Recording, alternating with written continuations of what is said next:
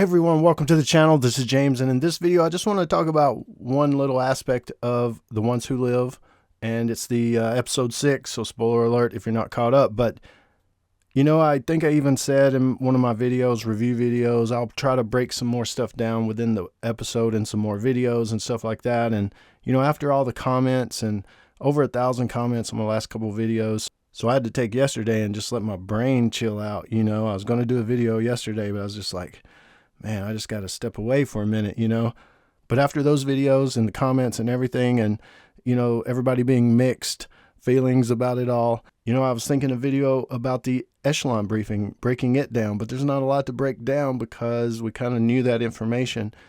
It was simply what Bill said. And I was going to break down the ending, the explosion and things like that, but a lot of that don't make sense. So that's probably not a good video for me to do. And I'm just speaking about the realism and stuff like that. But if there is anything else that I don't go over in this video that you would like me to go over in episode 6, for an example, just let me know. I am planning on binging the episodes again now that we've got the full set of 6 and doing a season review video. But after looking everything over, this is the main thing that I want to talk about because I didn't talk about it in my review videos. So as you see the helicopter flying to the reunion of RJ and Judith, you can notice that the 3 circles are now 1 circle. So that in itself is a discussion, I guess. Portland's like, you tried to kill us, I'm out of here. There's no more alliance. Even though the voiceover at the end of episode 6 was saying stuff like, Civic Republic is now, the citizens are free to come and go, and, there's freedom of movement, and we're going to help other people. We're going to let other people in if they want to come in. But as far as the Civic Republic itself, the 1 single circle seems to have been adopted for them anyway. Portland's out. They're their own thing now. Whatever the old alliance was, dissolved, crumbled, it's no more. But Portland's still Portland. Civic Republic's still Civic Republic. They got the 1 circle on the helicopter. So I know we've been talking about the timeline and everything and how, there should have been a little more time in the Rick and Michonne part to lead up to the reunion so that maybe Carol had already left, or something like that to make the story work, right? A lot of people are saying, hey, I saw the ending of episode 6 and what Carol said on the radio. I mean, come on, it's gotta be Rick's back. It is for sure, 100%, no doubt about it now. But, and it may be, I still say it may be. I'm just theorizing here. But I also told you that CRM isn't the big bad guy you thought it was a long time ago. I told you there wouldn't be a big war against CRM and Commonwealth a long time ago. So the timeline is still a little screwy, but what I'm about to tell you does add more time. It adds a lot more time, could add a lot more time, a year. I'm doubting a year because there's one caveat, if that's the right word to use, about it. But look, there's a single circle painted onto the helicopter, flying to the reunion with Judith and RJ. Michonne and Rick didn't change clothes, hop in that helicopter, and right after the explosion, and fly straight to the reunion. They wanted so much to get back to their kids, but they didn't immediately. And why do I say that? Because there's 1 circle on the helicopter. They didn't just take a can of spray paint and spray that on there at Cascadia Base and say, okay, now we're 1 circle. Let's head home to Judith and RJ. All that stuff, the voiceover about CR and free movement and all that stuff, all that had to play out. Rick and Michonne had to probably stay at Cascadia, go back to CR, try to make things right with the council, be interviewed.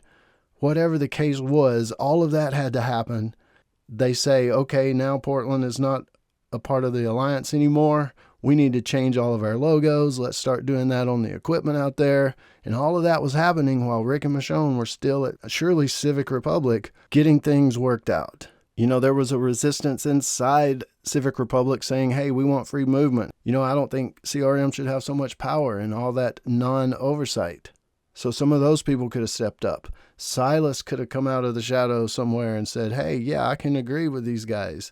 There had to be a certain amount of time, and it seemingly, to paint the new logo on the helicopters and everything, months, at least months. And if it's just a month or two, it doesn't spread out the timeline enough, really, I don't think, And it doesn't make sense that Rick and Michonne would just hang around for like a year without going on and seeing their kids. They got helicopters.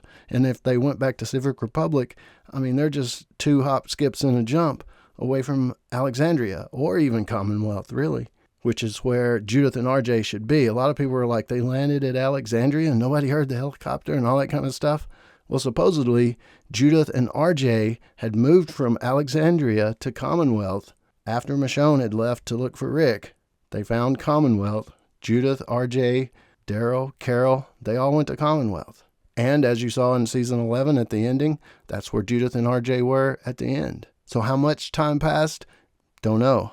And the question of, did Rick and Michonne get back right before Carol left? A lot of people think that is the theory, and that she said Rick on the radio. But if they didn't, she didn't say that on the radio, and the timeline makes it where Rick and Michonne got there right after Carol left. But what does that also say about the timeline? That Maggie should know about Rick coming back.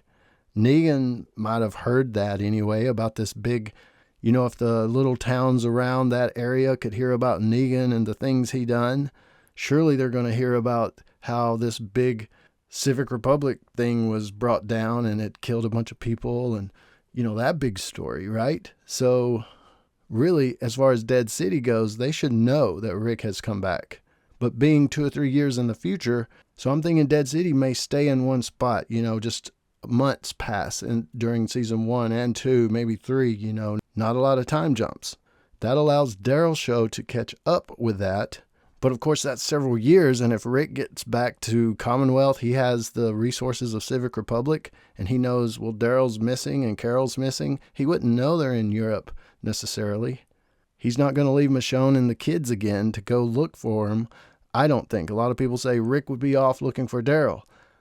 He would want to be. He definitely would want to be, but he kind of made a note that he wasn't going to leave his kids and Michonne again. The last time. That was the name of episode 6. This is the last time we're going to be apart. So some of it don't make sense because of, you'd think Rick would go look for Daryl. You'd think the timeline doesn't line up. You'd think, some of this just doesn't make sense, and it doesn't, and that's okay. I enjoyed The Ones Who Live for what it was. I enjoy the Walking Dead universe story overall, even though sometimes it pisses you off, it don't make sense and all that stuff. But I do like Rick Grimes, one of the best characters, I think, one of my favorite characters in fiction. If you could understand any of that and want to discuss it down in the comments below, I will join you there. This is James in Nashville. As always, thanks for watching, and stay tuned for more Dead Stuff.